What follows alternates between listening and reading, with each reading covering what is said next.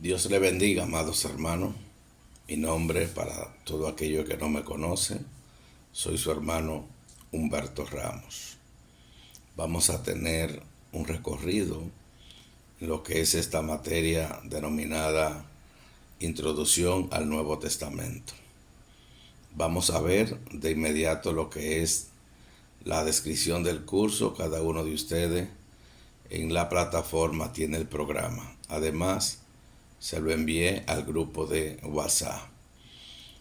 Vemos la descripción de este curso, que este curso es una introducción a lo que es el estudio del Nuevo Testamento, que prepara al estudiante para el estudio de los siguientes cursos neotestamentarios. En este curso buscará explorar lo que es la naturaleza y el propósito del Nuevo Testamento, y eso es utilizando específicamente un enfoque wesleyano pentecostal. Además, se enfatizará una estrategia latina wesleyana pentecostal para estudiar el Nuevo Testamento. Pero además se discutirá las implicaciones sobre las cuestiones de género y también de metodología. El objetivo de este curso es comprender lo que es el trasfondo de la iglesia primitiva. Podemos ver que en los resultados que queremos que cada uno de los estudiantes o los participantes es que después de completar con éxito, ustedes serán capaces de, en primer lugar, identificar los contextos religiosos y filosóficos del Nuevo Testamento. También describir el contexto, los temas, los propósitos y el contenido general de los libros del Nuevo Testamento.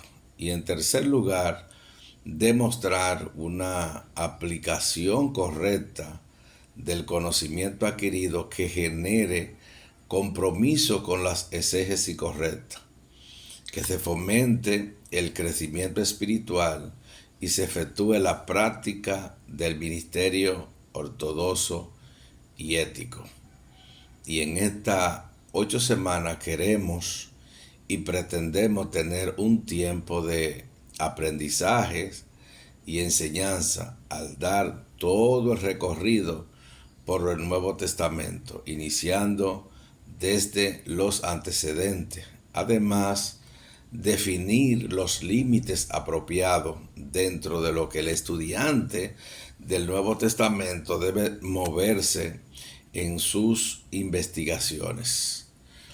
Está de más decir que los libros que contribuyen en el Nuevo Testamento deben de ocupar el lugar central, pero ninguna evaluación de estos documentos que ignore su medio circundante puede ser considerada adecuada. La consecuencia, uno debe retrotraerse hasta el período intertestamentario, que es para el cristiano el tiempo entre el Antiguo Testamento y, por extensión, los escritos y los movimientos religiosos que sirven de puente entre ambos. Por eso ustedes ven que en la Biblia ese espacio que hay, desde, si usted puede tener cualquier libro, un libro como este libro es una introducción al Nuevo Testamento de Carson y Douglas. Muy importante este libro, yo lo recomiendo. Ojalá cada uno de ustedes pueda hacerse de este material. Así como ustedes ven por aquí, estas líneas que quedan aquí y aquí, viene siendo el tiempo que hay entre el Antiguo Testamento y el Nuevo Testamento. Y a eso se le llama el tiempo intertestamentario. Al menos nosotros podemos ver la época macabeo, porque es interesante para nosotros conocer este tiempo, ver lo que es la historia, ver el antecedente, Si vemos el antecedente y no entramos de una forma brusca al Nuevo Testamento, entonces nos quedamos perdidos.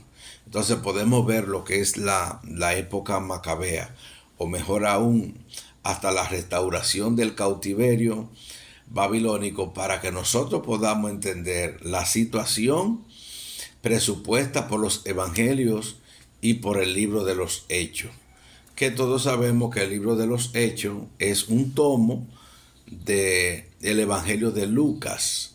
O sea, son dos libros en un solo tomo. Podemos darnos cuenta de eso, porque el escritor Lucas, así como inicia en el Evangelio, asimismo él inicia en el libro de los Hechos. El Antiguo Testamento termina con Israel bajo el gobierno persa, y el Nuevo Testamento comienza con la nación bajo el dominio de Roma. Podemos observar que desde que iniciamos a leer, prácticamente nos encontramos con los sacerdotes principales. También empezamos a ver lo que son la sinagoga, los doctores, los fariseos, los saduceos, los herodianos, en fin. También vemos lo que es el concilio o el Sanedrín. En el Antiguo Testamento nosotros no veíamos esto. Entonces, por eso es importante que nosotros podamos ver esa parte de la historia, esa parte intertestamentaria, como le decía ahorita. El concilio, el Sanedrín, ya lo vemos de esta manera aquí en el Nuevo Testamento. Pero además podemos ver una amplia dispersión de los judíos. Para aquellos que solo están familiarizados con lo que es la lectura hebrea, o sea, el Antiguo Testamento, podemos ver que hay un cambio brusco. Entonces todo esto requiere una explicación. Del mismo modo, uno no puede ignorar el período patrístico de la iglesia antigua, puesto que sus líderes hicieron referencia al texto del Nuevo Testamento, frecuentemente con citas. Sus alusiones a varios libros del Nuevo Testamento son útiles en el estudio del canon, llevándonos a lo que es la introducción del Nuevo Testamento, que es lo que nosotros vamos a tratar en estas 8 semanas. Esa introducción del Nuevo Testamento y la cercanía de los 400 años después de Cristo. Tenemos un amplio recorrido, ese periodo intertestamentario, luego el Nuevo Testamento, y llevarlo hasta el año 400 después de Cristo. Si el Nuevo Testamento no es examinado en una forma aislada, es necesario incluir en su consideración un periodo de varios siglos anteriores y además posteriores a su composición. Es convincente considerar, o mejor dicho, conveniente considerar los antecedentes desde la perspectiva histórica, institucional y literaria del pueblo judío. Estos tres están realmente vinculados, en especial los primeros dos, histórica e institucional. Pero es ventajoso estudiarlo por separado. Si vemos en el primer lugar la parte de la historia, podemos apreciar el periodo persa. Durante la cautividad babilónica, Judá experimentó un cambio de señores a lo que es la conquista de Medo-Persa, Babilonia. La restauración a la Palestina fue hecha posible por lo que es la composición de Ciro, y fue inspirada por el liderazgo de 3 grandes hombres. Número 1, Zorobabel. Número 2, Esdras. Y número 3, Nehemías.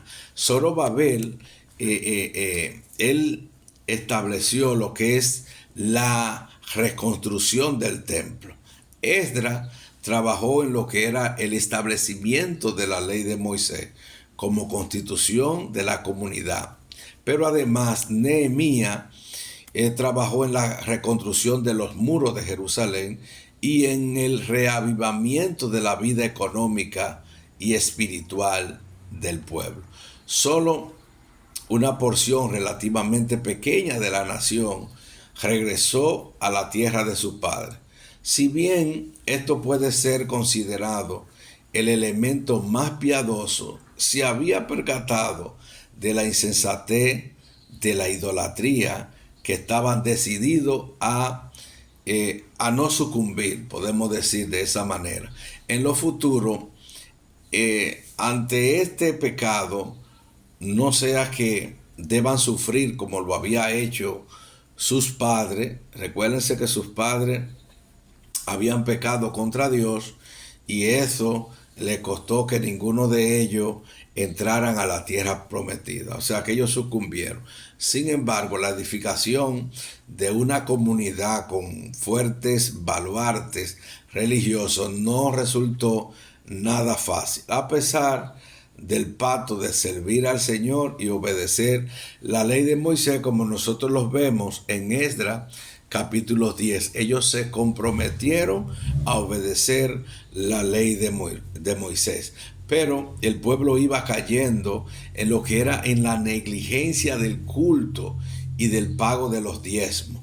Recuérdense cómo podemos nosotros ver en Nehemías, ellos empezaron a descaer y el propio Señor empezó a decirle que todas las naciones le habían robado. Y ellos dijeron, ¿en qué te hemos robado? Y el Señor les dijo, en los diezmos y en las ofrendas. Entonces podemos ver que ellos habían sucumbido, estaban en una negligencia en lo que era el culto, pero además en el pago de los diezmos. La santidad del sábado también fue descuidada para ese tiempo, como también lo era la prohibición de los matrimonios mixtos que lo establece en Nehemías capítulo 13.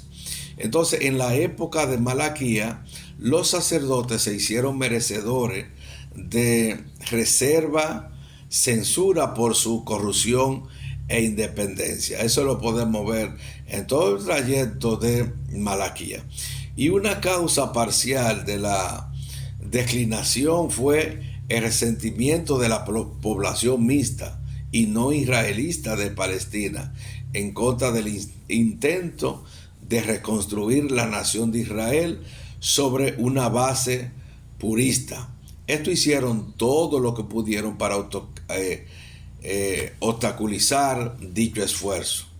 La renuencia de los judíos al permitir que los samaritanos participasen en lo que era la construcción del templo. Los judíos estaban renuentes a eso, y eso lo podemos ver en Esdras capítulo 4 en adelante. Podemos ver esa parte. Esto produjo un profundo antagonismo que se refleja en el Nuevo Testamento y que lleva al establecimiento del culto cismático en lo que era el monte Gerizim, mencionado también en el Evangelio de Juan en su capítulo 4, cuando Jesús se quedó ahí en el pozo y los discípulos fueron a comprar algo de comer. Ustedes conocen muy bien lo que pasó ahí en ese capítulo 4. Es bastante importante, ya que los persas no estaban dispuestos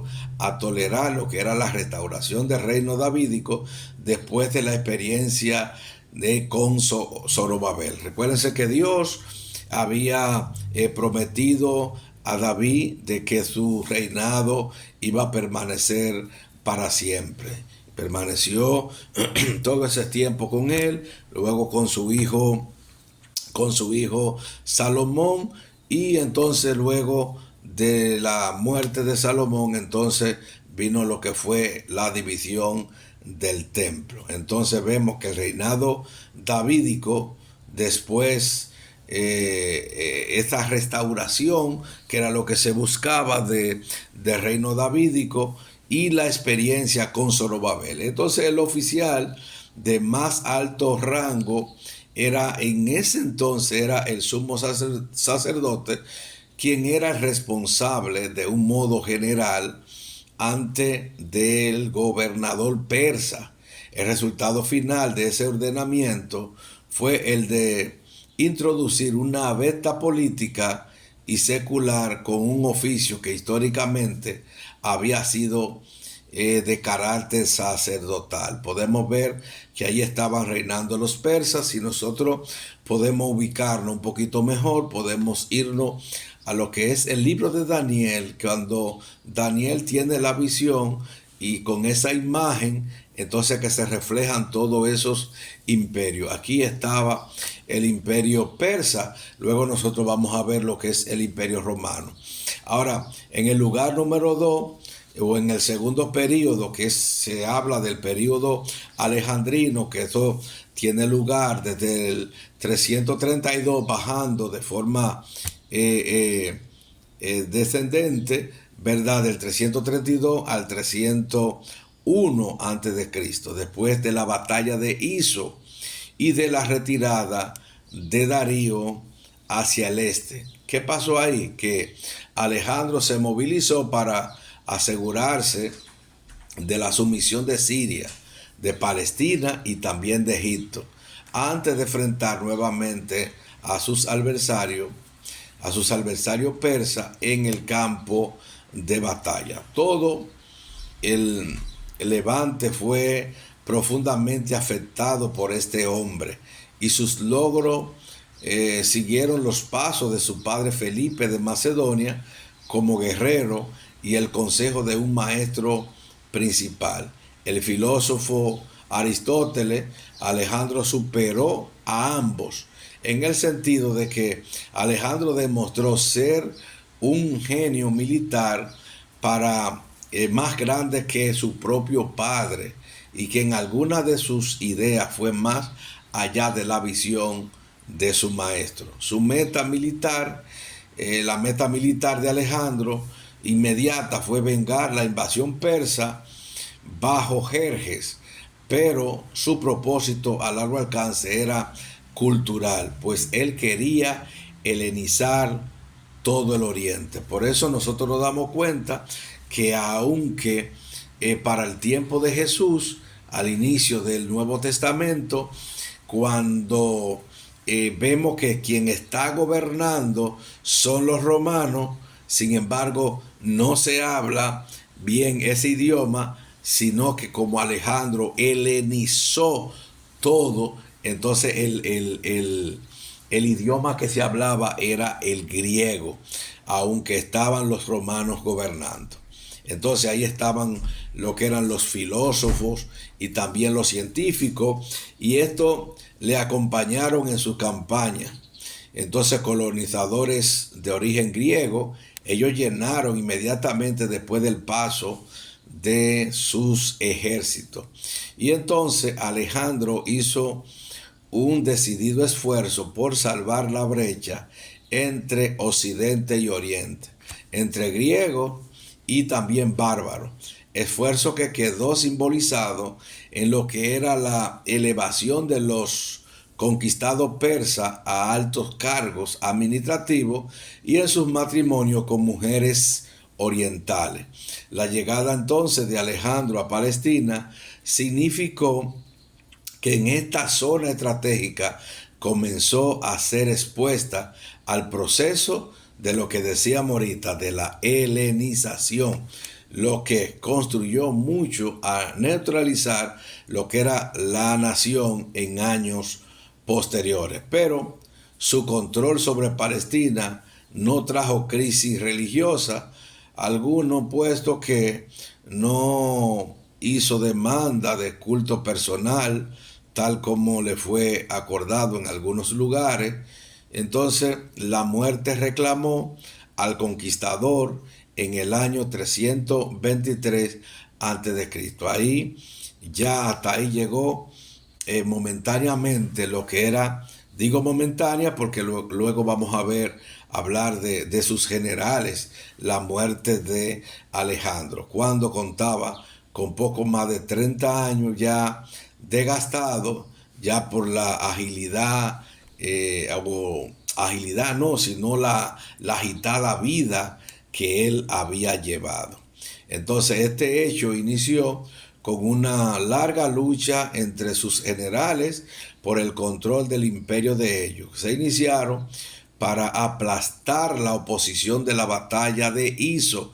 Eso fue en el año 301 a.C., aunque Ptolomeo no estuvo en realidad presente junto a sus tres aliados de estos, solo Seleuco, que controlaba Siria y un amplio territorio hacia el este, y Ptolomeo, que gobernaba Egipto, afectando los destinos de los judíos. Entonces Ptolomeo, que había dominado a Palestina en forma intermitente, pasó ahora a controlar durante un siglo, oiga bien, 100 años, pero Siria no estaba dispuesto a dejar que este dominio quedase indefinidamente, sin ese desafío. Entonces de allí que Palestina se transformarse en el campo de batalla entre estos dos reinos. Por último y en tercer lugar de esta parte podemos apreciar el tercer periodo el tercer periodo egipcio desde el 331 al 198. Duró bastante tiempo.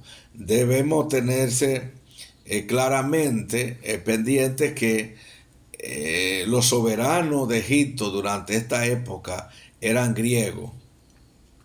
Astutamente, lo que hizo Ptolomeo fue que eligió para sí mismo un rincón del imperio donde él alimentó en abundante y toda la invasión era poco probable.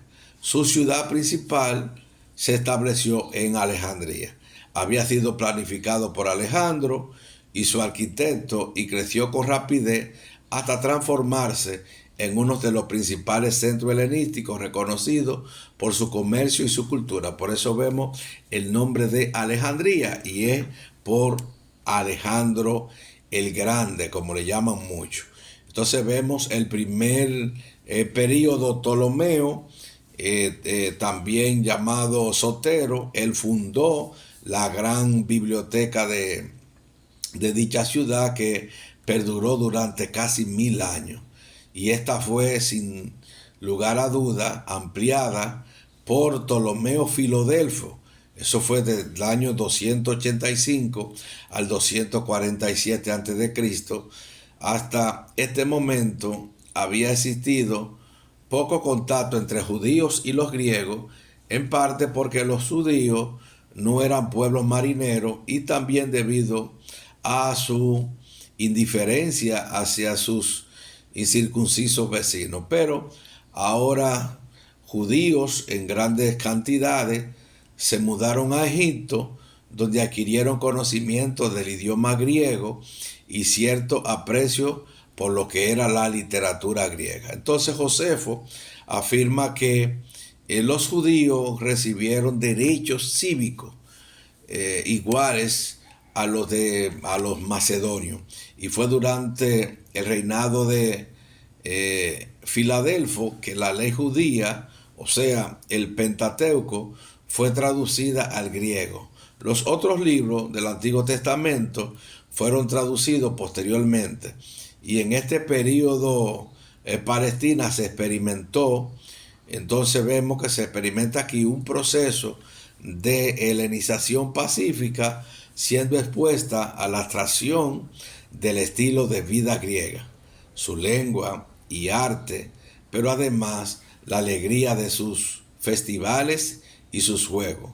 La gente frecuentaba los anfiteatros, pero oigan esto, también frecuentaban lo que eran los baños públicos. Esto al parecer era un atractivo. En tanto no hubiesen intentos de inferir con el culto de la nación, esta influencia cultural continuó operando sin oposición violenta. En el periodo siguiente se llevó a cabo un intento tal, con consecuencias que sacudieron al judaísmo palestino hasta sus mismos cimientos, y no es ni nada menos que el periodo sirio. Y este periodo sirio comprende desde el año 198 hasta el 167.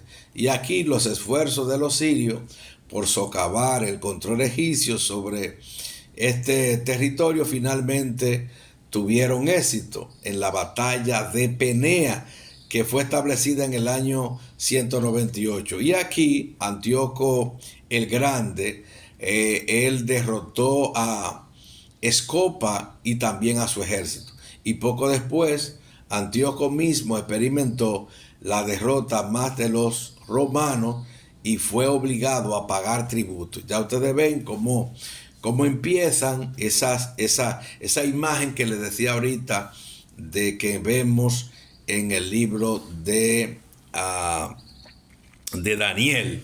Entonces poco después vemos que Antíoco experimentó la derrota a mano de los romanos y fue obligado a pagar tributo. No nos enteramos de una intentona lucha durante lo que es de lo que fue el reinado de su sucesor, de saquear la tesorería del templo de Jerusalén, y eso era para mitigar la zozobra fiscal.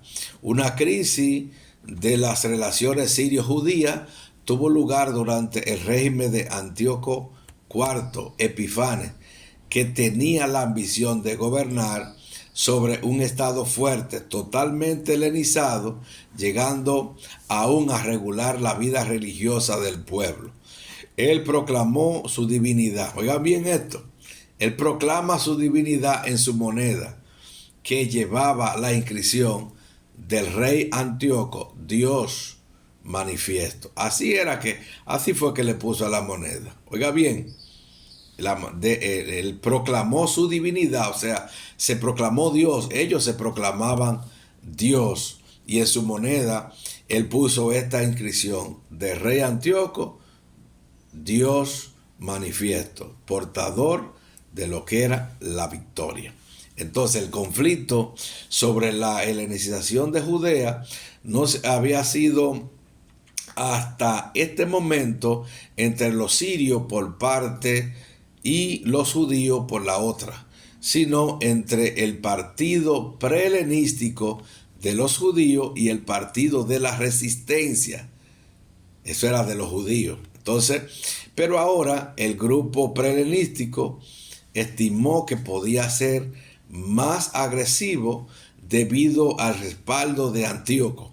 La presión era muy fuerte sobre aquellos que buscaban resistir la innovación del estilo de la vida griego. ¿Hasta qué punto hubiese llegado el proceso si hubiese seguido un rumbo específico? Y algo que puede debatirse, pero la acción del monarca de forzar la helenización cristalizó lo que era el espíritu de resistencia y llevó a lo que era la segunda revuelta.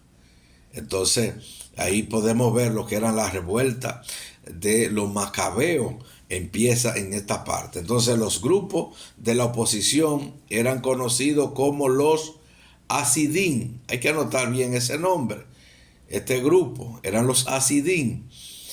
Y eso eran los píos, le llamaban los píos. Ellos eran hombres que estaban dedicados a la defensa de la religión y además de la costumbre judía, en un esfuerzo por detener la corriente de la apostasía.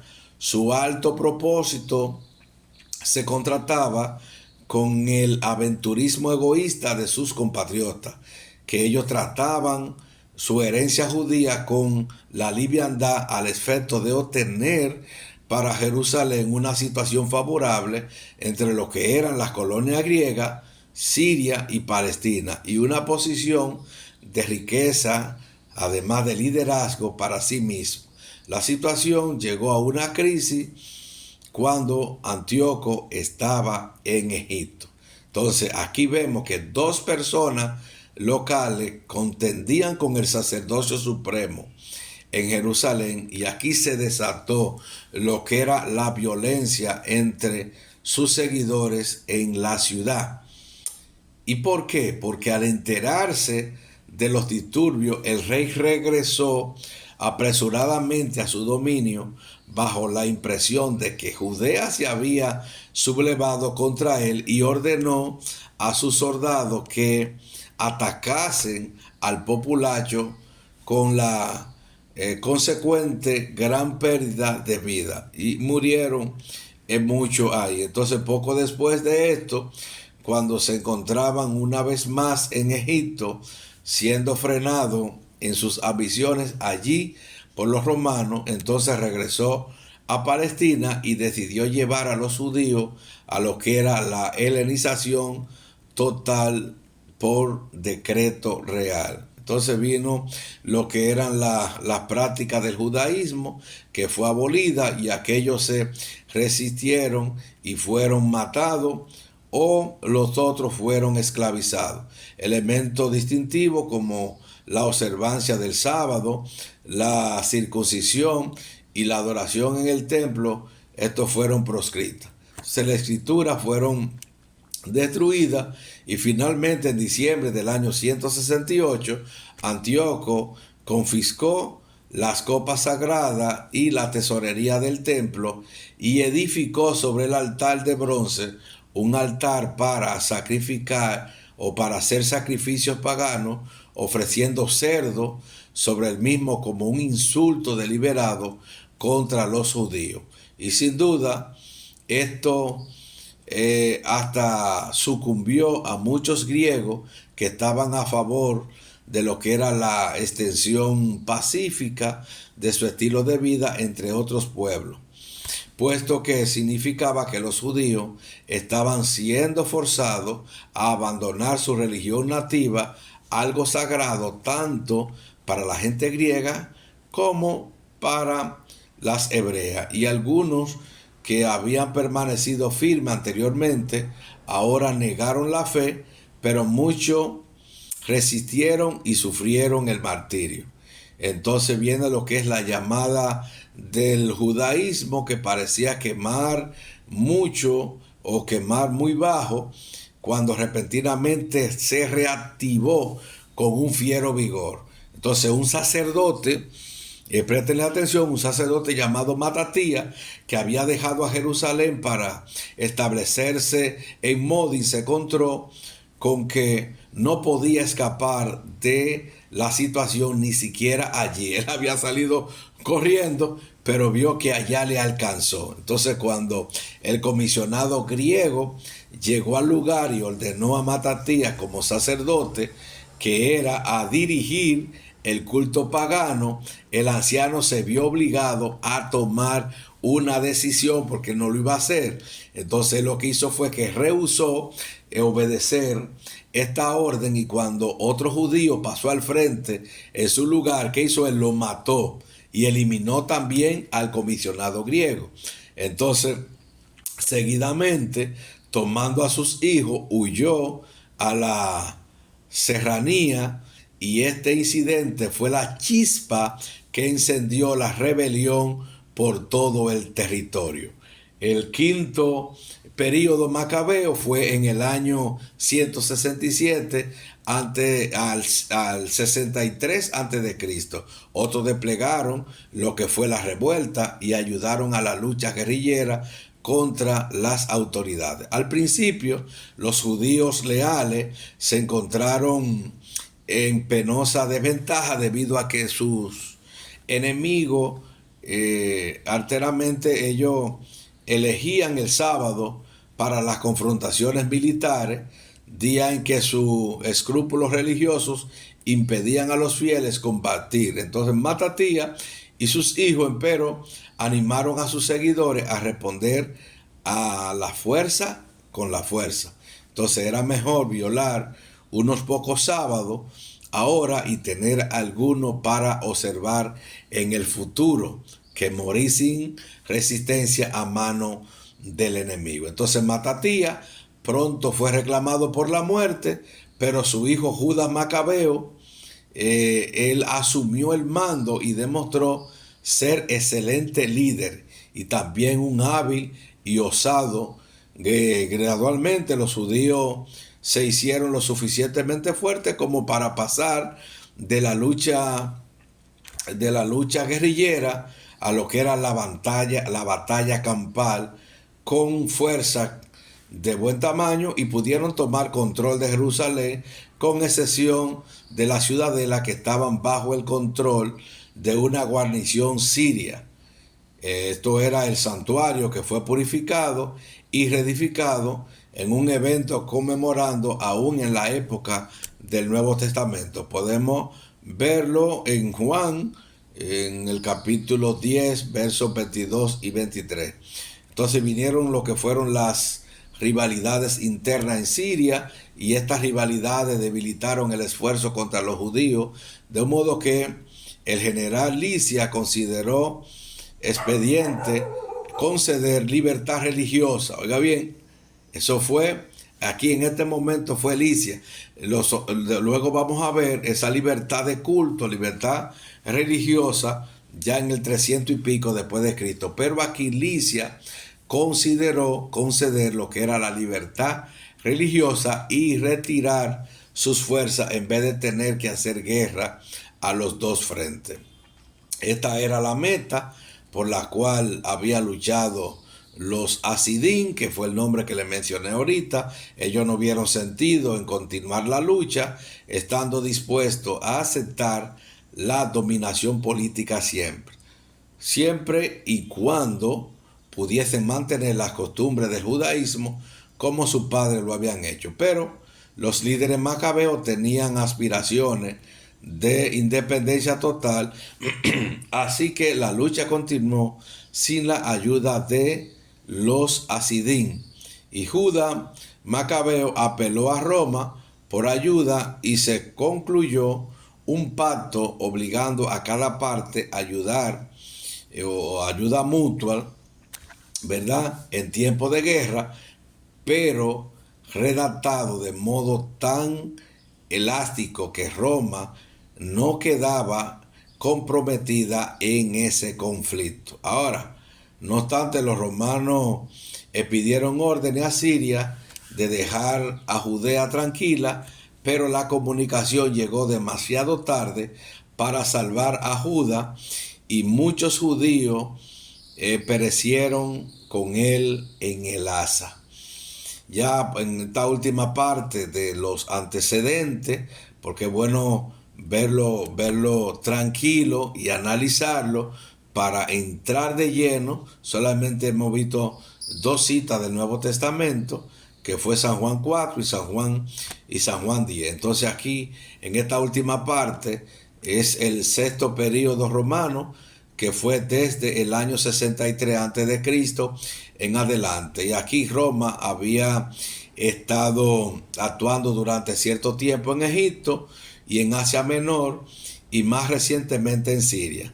Vinieron entonces la participación en los asuntos judíos, y comenzó cuando los hermanos Aristóbulo e Hircano, que contendían por el reinado, ellos presentaron sus respectivas pretensiones ante Pompeyo, y lo hicieron en Damasco, y solo para ser avergonzado por el hecho de que el pueblo también había enviado una delegación rechazando a ambos, tanto a Pompeyo a Aristóbulo como a Hircano. Entonces lo rechazaron a ambos y favorecieron el gobierno sacerdotal.